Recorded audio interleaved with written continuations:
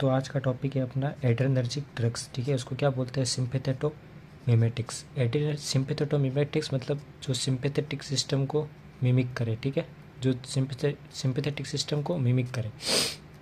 इसके रिसेप्टर कौन कौन से होते हैं देखते हैं। इसके रिसेप्टर होते हैं अल्फ़ा 1, अल्फ़ा 2, बीटा 1, बीटा 2 और एक बीटा 3 भी होता है। वो हालांकि अपने इतना काम का नहीं है। ठीक है, कौन कौन से रिसेप्टर हो गए? Alpha 1, alpha 2, beta 1, beta 2, beta 3।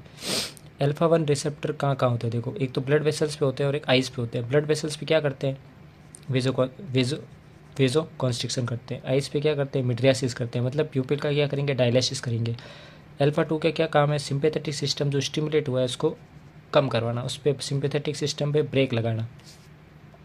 Beta 1 का क्या काम है? बीटा 1 कहाँ होते हैं? हार्ट पे होते हैं।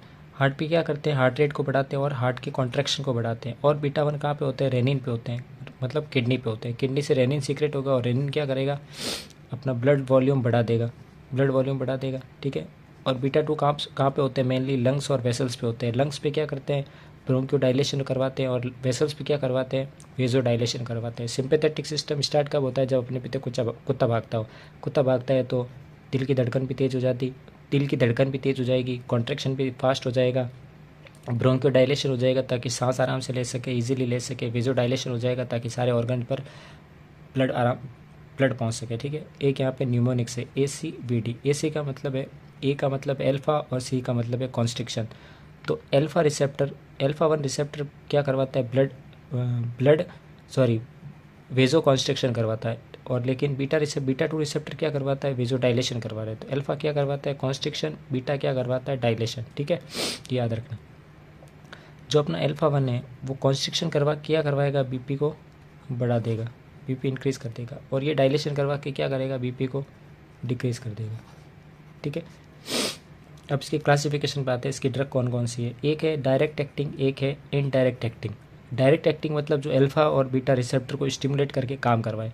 इनडायरेक्ट एक्टिंग का मतलब होता है कि दूसरे तरीके से काम कराए। देखो पहले मैं एक बार थोड़ा सा ये बता देता हूँ। ये अपना प्री गैंग्लियोनिक है, ये अपना पोस्ट गैंग्लियोनिक है। अल्फ़ा 2 कहाँ पे होते हैं? पोस्ट पे होते हैं। कहाँ पे होते हैं? पोस्ट गैंग्लियोनिक पे क्या होते हैं? अल्फ़ा 1 रिसेप्टर होते हैं।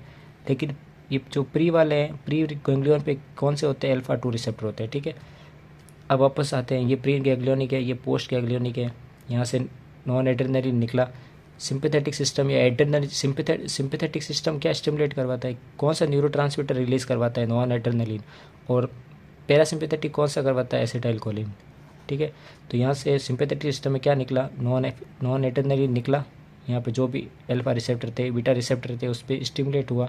ठीक है, तो अगर डायरेक्ट इनको रिसेप्टर को स्टिमुलेट कर रहा है तो अपन बोलेंगे डायरेक्ट एक्टिंग। और जो इनडायरेक्ट एक्टिंग होते हैं वो क्या करते हैं? नॉन एड्रेनलिन का रिलीज बढ़ा देते हैं। नॉन एड्रेनलिन का रिलीज बढ़वाएंगे। रिसेप्टर पे इनका कुछ काम नहीं है इन ड्रग्स का। वो ड्रग्स क्या करेगी? वो ड्रग्स क्या करेगी? नॉन एड्रेनलिन का रिलीज ज़्यादा करवाएगी। अगर ज़्यादा होगा तो रिसेप्टर पे तो अपने आप बाइंड हो जाएगा।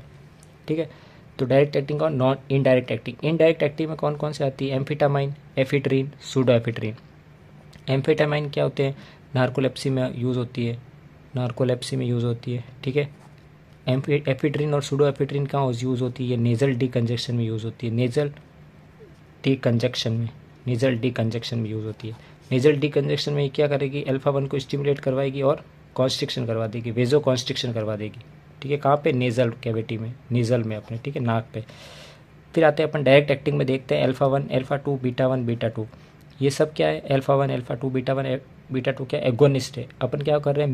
मिमिक्स पढ़ रहे हैं, मिमेटिक्स पढ़ रहे हैं। तो मिमेटिक्स में मतलब क्या आएगा? एगोनिस्ट, जो उसी रिसेप्टर की तरह काम करवाए। तो अल्फ़ा 1 की तरह कौन काम करवाएगी? फिनाइलनेफ्रिन और मिथोजामिन। कौन है? फिनाइलएफ्रिन और मिथोजामिन। ये दोनों ड्रग्स कहाँ पे काम लेते हैं? मेनली इसको कहाँ पे काम लेते हैं? फिनाइलएफिनेफ्रिन को वापस वही नेज़ल डीकंजेशन में काम लेते हैं। नेज़ल डीकंजेशन में क्या करेगी? अल्फ़ा 1 जाके वेजो कॉन्स्ट्रिक्शन करवा देगी। ठीक है, फिर आते हैं अल्फ़ा 2। अल्फ़ा 2 को देखो क्या करते हैं? अल्फ़ा 2 क्या करते हैं? सिंपैथेटिक सिस्टम पे ब्रेक लगाते हैं। तो अल्फ़ा 2 में कौन कौन सी ड्रग आती है? क्लोनिडीन और मिथाइल डोपा। ये क्या करती है? हाइपरटेंशन में यूज़ देते हैं अपन। किस में देते हैं? हाइपरटेंशन में यूज़ देते हैं। हाइपरटेंशन में क्या हुआ होता है? बीपी राइज हुई हुई होती है, इंक्रीज़ हुई हुई होती है। अपन को क्या करना है? बीपी को कम करना है। तो बीपी को कम कैसे करेंगे? सिंपैथेटिक सिस्टम को तोड़ दो, सिंपैथेटिक सिस्टम को क्या कर दो? कम कर दो। तो सिंपैथेटिक सिस्टम को कौन सा रिसेप्टर कम करता है? अल्फा 2 रिसेप्टर कम करता है। इसलिए अपन कौन सी ड्रग्स देंगे? क्लोनिडीन और मिथाइल डोपा, जो क्या करेगी? अल्फा 2 को स्टिमुलेट करेगी। फिर आता है अपने पास beta 1 agonist. Beta 1 agonist mainly कौन सा होता है? डोब्यूटामिन। डोब्यूटामिन क्या करता है? बीटा 1 एगोनिस्ट होता है और क्या करता है? कॉन्ट्रैक्शन को तेज करवाता है। क्या करवाता है? कॉन्ट्रैक्शन को फास्ट करवाता है। बीटा 1 का क्या काम था? कॉन्ट्रैक्शन को इंक्रीज करवाना। तो बीटा 1 एगोनिस्ट कौन सी ड्रग होती है? डोब्यूटामिन। किस में देते हैं? हार्ट फेलियर में देते हैं। बीटा 2 का क्या काम है? साल्ब्यूटामोल। बीटा 2 की कौन सी ड्रग्स है? साल्ब्यूटामोल और टर्ब्यूटालिन। ये किस में देते हैं? अपन अस्थमा में देते हैं। बीटा 2 क्या करवाती है? लंग्स में क्या करवाएगी? ब्रोंकियोडाइलेशन करवाएगी। तो अस्थमा में क्या होता है? ब्रोंकियो कॉन्स्ट्रिक्शन होता है। क्या होता है? ब्रोंकियो कॉन्स्ट्रिक्शन। जो ब्रोंकस होते हैं वो छोटे हो जाते हैं, तो अपन को क्या करवाना है? ब्रोंकियोडाइलेशन करवाना है। ब्रोंकियोडाइलेशन कौन करवाते हैं? Beta 2 receptor. तो बीटा 2 रिसेप्टर की तरह कौन सी ड्रग्स काम करेगी? साल्ब्यूटामोल और टर्ब्यूटालिन। किस में देंगे? अस्थमा में देंगे। फिर आते हैं मिक्स्ड। 3 ड्रग्स है अपने पास, एड्रेनलिन, नॉन एड्रेनलिन और आइसोप्रिनालिन। एड्रेनलिन क्या करते हैं? अल्फा 1, अल्फा 2, बीटा 1, बीटा 2 पे ये चारों रिसेप्टर पे जाके बाइंड होते हैं और चारों रिसेप्टर को स्टिमुलेट करते हैं। नॉन एड्रेनलिन अल्फा 1, अल्फा 2 और बीटा 1 को स्टिमुलेट करते हैं। आइसोप्रिनालिन क्या करते हैं? बीटा 1 और बीटा 2 को स्टिमुलेट करते हैं। एड्रेनलिन किस में देते हैं? एनाफाइलेटिक शॉक में देते हैं। नॉन एड्रेनलिन किस में देते हैं? सेप्टिक शॉक में देते हैं। आइसोप्रिनालिन किस में देते हैं? हार्ट फेलियर में देते हैं। तो अभी ने क्या देखा? एड्रेनर्जिक ड्रग्स मतलब सिंपैथेटोमिमेटिक, जो सिंपैथेटिक सिस्टम के जैसा काम करवाए। सिंपैथेटिक सिस्टम का क्या काम होता है? जब कुत्ता पीछे भागता है तो जो एक्शन होते हैं वो रिसेप्टर कौन से होते हैं? Alpha beta, alpha 1, alpha 2, beta 1, beta 2। ठीक है। क्लासिफिकेशन कौन सी है? डायरेक्ट एक्टिंग और इनडायरेक्ट एक्टिंग। डायरेक्ट एक्टिंग मतलब जो अल्फा और बीटा रिसेप्टर को स्टिमुलेट करवाए, और इनडायरेक्ट एक्टिंग मतलब जो नॉन एड्रेनलिन का कैसे भी करके रिलीज ज़्यादा करवाए। तो रिलीज ज़्यादा कौन सी करवाती है? एम्फिटामिन, एफिड्रिन और pseudoephedrine. Alpha 1, alpha 2, beta 1 and beta 2 के ये क्या है अपने पास? ड्रग्स है। Phenylephrine, clonidine, methyl dopa, dobutamine, salbutamol. और ये क्या? अल्फा 1 को स्टिमुलेट करेगी, ये ड्रग अल्फा 1 को स्टिमुलेट करेगी, ये ड्रग अल्फा 2 को स्टिमुलेट करेगी, ये ड्रग बीटा 1 को, ये ड्रग बीटा 2 को। लेकिन इन चारों ड्रग को एक साथ स्टिमुलेट कौन कर रहा है?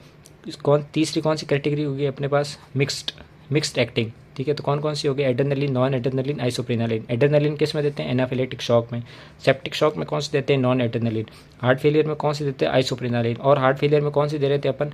डोब्यूटामिन। डोब्यूटामिन क्या करवाती है? कॉन्ट्रैक्शन को तेज करवाती है। ठीक है। तो अभी अपन ने क्या देखा? सिंपैथेटोमिमेटिक। अब दूसरा क्लासिफिकेशन अपने पास नॉन एड्रेजेनिक या एंटी एड्रेजेनिक, मतलब सिंपैथेटोलाइटिक्स, जो सिंपैथेटिक सिस्टम को तोड़े। ठीक है। सिंपैथेटिक सिस्टम पे ब्रेक लगाए, उसको वो ड्रग्स कौन सी होती है? सिंपैथेटोलाइटिक्स। ठीक है। तो सिंपैथेटिक सिस्टम की कौन से रिसेप्टर होते हैं? अल्फा और बीटा। तो अब क्या देंगे अपन? ब्लॉकर देंगे। कौन से देंगे? अल्फा ब्लॉकर और बीटा ब्लॉकर। तो अभी पहले देखते हैं अल्फा ब्लॉकर। अल्फा ब्लॉकर मतलब अल्फा में भी 2 क्लासिफिकेशन है, नॉन सेलेक्टिव और सेलेक्टिव। सेलेक्टिव मतलब जो अल्फा वन को जाके ब्लॉक करे। नॉन सेलेक्टिव मतलब अल्फा 1 और अल्फा 2 दोनों को जाके ब्लॉक कर सकती है। ठीक है। तो पहली ड्रग है अपने पास फिनोऑक्सीबेंजामिन। फिनोऑक्सीबेंजामिन कब देते हैं अपन? ये अपन देते हैं जब एड्रेनलिन का ट्यूमर हो जाता है। एड्रेनलिन ग्लैंड है अपने किडनी के ऊपर, उसका ट्यूमर हो जाता है। एड्रेनलिन का क्या काम होता है? एड्रेनलिन का काम होता है नॉन एफिनेफ्रिन को रिलीज़ करना।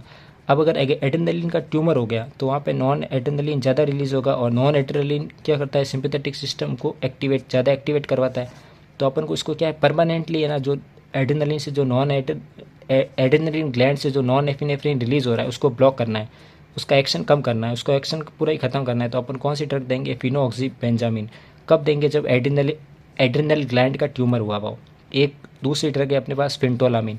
तो नॉन सेलेक्टिव में अल्फा में नॉन सेलेक्टिव में 2 ड्रग्स हो गई। फिनोऑक्सीबेंजामिन एड्रेनल ग्लैंड के ट्यूमर में देते हैं, और फेंटोलामिन। फिर आते हैं अपन सेलेक्टिव अल्फा 1 ब्लॉकर। ठीक है। Selective alpha 1 blocker. इसकी कौन सी ड्रग्स है? पैराजोसिन, टेराजोसिन और टेमसुलोसिन। क्या है? पैराजोसिन, टेराजोसिन और टेमसुलोसिन। ये कब देते हैं अपन? ये देते हैं मेनली अपन बीपीएच मतलब benign prostate hyperplasia. Benign prostate hyperplasia में क्या होता है कि ये अपना यूरेथ्रा है, और यहाँ पे क्या होता है? जो प्रोस्टेट ग्लैंड होती है वो एकदम उसका क्या होता है? बड़ी हो जाती है। ठीक है। तो उसकी वजह से क्या होता है? जो यूरेथ्रा है ना वो क्या होता है? एकदम सिकुड़ जाता है। तो इसकी वजह से क्या होता है? जो यूरिन पास नहीं हो पाता यहाँ से। तो अपन क्या देंगे? पैराजोसिन, टेराजोसिन और टॉमसुलोसिन। ये क्या करेंगे? अल्फा 1 को ब्लॉक कर देंगे। तो अल्फा 1 जब ब्लॉक होगा तो क्या हो जाएगा? अल्फा 1 का पहले क्या काम था? कॉन्स्ट्रिक्शन का। अगर अपन अल्फा 1 को ब्लॉक कर दिया तो क्या काम होगा, ये रिलैक्स कर देगा, तो यूरेथ्रा को क्या कर देगा, रिलैक्स कर देगा, जिसकी वजह से क्या यूरिन इजीली पास हो जाएगा। तो अल्फा 1 ब्लॉकर हो गया नॉन सेलेक्टिव, सेलेक्टिव। सेलेक्टिव मतलब अल्फा 1 को ब्लॉक करेगा, पर्टिकुलर अल्फा 1 को ब्लॉक करेगा। नॉन सेलेक्टिव मतलब अल्फा 1 और अल्फा 2 दोनों को ब्लॉक करेगा। फिनोक्सीबेंजामिन, पेंटोलामिन, अल्फा 1 कौन सी, पैराजोसिन, टेराजोसिन, टेम्सिलोसिन, ये किस में देते हैं, बीपीएच में देते हैं, बिनाइन प्रोस्टेट हाइपरप्लेजिया। फिर आते हैं अपने पास बीटा ब्लॉकर। बीटा ब्लॉकर के अपने पास 3 क्लासिफिकेशन है, फर्स्ट जनरेशन, सेकंड जनरेशन और थर्ड जनरेशन। फर्स्ट जनरेशन मतलब non selective blocker. Non selective blocker मतलब बीटा 1 को भी ब्लॉक करेगी और बीटा 2 को भी ब्लॉक करेगी, ठीक है। बीटा 1 को ब्लॉक करके क्या होगा, सिंपैथेटिक सिस्टम कम हो जाएगा। अगर बीटा 2 को ब्लॉक कर दिया तो क्या हो जाएगा, ब्रोंकस का क्या हो जाएगा, कॉन्स्ट्रिक्शन हो जाएगा। देखो बीटा 2 का क्या काम था, ब्रोंकियो डायलेशन करवाना, ब्रोंकियो डायलेशन करवाना। तो अब यहाँ पे बीटा 2 अगर ब्लॉक हो गया तो क्या हो गया, ब्रोंकियो डायलेशन तो होगा नहीं, तो डायलेशन की जगह उल्टा क्या हो जाएगा, ब्रोंकस का क्या हो जाएगा, कॉन्स्ट्रिक्शन हो जाएगा, ठीक है। तो फर्स्ट जनरेशन की कौन कौन सी ड्रग है, प्रोप्रेनानोल, टिमोलोल, पिंडोलोल। अब ये जो ड्रग्स है वो अपन कार्डियक पेशेंट में तो दे सकते हैं, कार्डियक पेशेंट में तो दे सकते हैं, क्यों, क्योंकि सिंपैथेटिक सिस्टम को कम करवा रहा है। लेकिन अस्थमा के पेशेंट में ये कॉन्ट्रा इंडिकेटेड है, क्यों, क्योंकि अस्थमा के पेशेंट में अपन क्या चाहते हैं कि उसका ब्रोंकियो डायलेशन हो, लेकिन ये ब्लॉकर क्या करेंगे, बीटा 2 ब्लॉकर क्या कर देंगे, ब्रोंकियो कॉन्स्ट्रिक्शन कर देंगे, ब्रोंकियो कॉन्स्ट्रिक्शन करवा देंगे। अपन तो चाहते हैं ब्रोंकियो डायलेशन हो, और अगर ये ड्रग ब्रोंकियो कॉन्स्ट्रिक्शन करवा दे तो अस्थमा का पेशेंट मर सकता है। तो इसलिए अपन क्या करते हैं, जो नॉन सेलेक्टिव ब्लॉकर होते हैं उसको अपन अस्थमा के पेशेंट में नहीं देते हैं। कौन कौन सी ड्रग, प्रोप्रेनानोल, टिमोलोल, पिंडोलोल, ठीक है। फिर आते हैं अपने पास सेकेंड जनरेशन। सेकेंड जनरेशन कौन सी, beta 1, beta 1 selective. Beta 1 selective है मतलब क्या करेगी, ये बीटा 1 के रिसेप्टर को ही ब्लॉक करेगी। तो इसमें कौन सी ड्रग आती है, bisoprolol, atenolol, metoprolol, esmolol.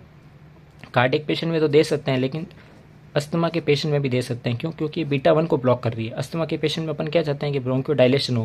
ब्रोंकियो dilation कौन करवाता है, बीटा 2 रिसेप्टर। लेकिन ये ड्रग क्या कर रही है, सिर्फ बीटा 1 को ब्लॉक कर रही है, तो बीटा 2 का इन ड्रग का बीटा 2 के साथ कोई लेना देना नहीं है। फिर आते हैं अपन थर्ड जनरेशन। थर्ड जनरेशन में क्या है, लाबिटालोल, कार्बिडेलोल और नेबीवोलोल। इन थर्ड जनरेशन ये क्या करती है, बीटा को तो ब्लॉक करती ही करती है, बीटा को ब्लॉक तो करती है, लेकिन इसका एक एडिशनल बेनिफिट क्या है, ये वेजोडाइलेशन भी करवाती है। ये क्या करवाती है, वेजोडाइलेशन भी करवाती है, ठीक है। तो थर्ड जनरेशन का क्या है, बीटा को तो ब्लॉक करती है, साथ में वेजोडाइलेटर इफेक्ट भी करवाती है। तो कौन कौन सी होगी, लाबिटालोल, कार्बिडेलोल और नेबीवोलोल। Thank you.